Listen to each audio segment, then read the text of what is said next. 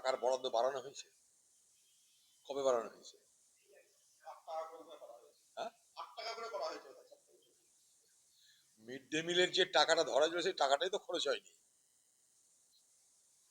30 লক্ষ পড়ুয়ার নামের কোনো সন্ধান নাই। মিড ডে মিল নামে হঠাৎ করে বাংলার মুখ্যমন্ত্রী মমতা ব্যানার্জি ভোটের আগে আপেল ডিম সব খাওয়াতে ময়দানে নেমে গেল। যে টাকাগুলো খরচা করতে না পেরে বেঁচে গেছিল, সেই বেঁচে যাওয়া টাকা থেকে বাচ্চাদের ভোটের আগে ঘুষ দেওয়া, মানে তাদের মাধ্যমে তাদের পরিবারকে ঘুষ দেওয়া। যে দেখো আমি আপেল খাওয়াচ্ছি, নাশপাতি খাওয়াচ্ছি, ডিম খাওয়াচ্ছি, এতদিন খাওয়াইনি কেন? আমি তো সারা বছর কেন দিচ্ছেন এগুলো? বাচ্চাদের নিউট্রিশন অর্থাৎ খাদ্যে যে নিউট্রিশন দরকার, সেগুলো হঠাৎ ভোটের আগে কেন দিতে হচ্ছে?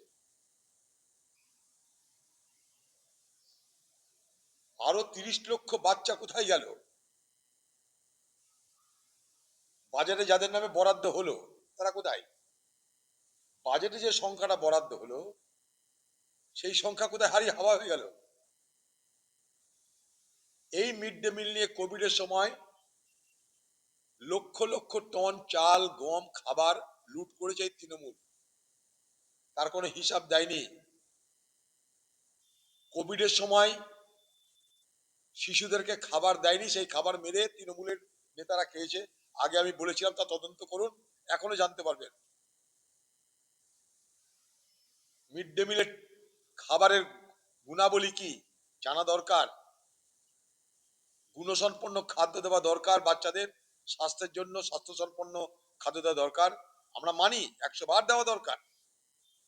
কিন্তু এই পশ্চিমবঙ্গে হঠাৎ নির্বাচনের আগে সব কথা মনে পড়ে।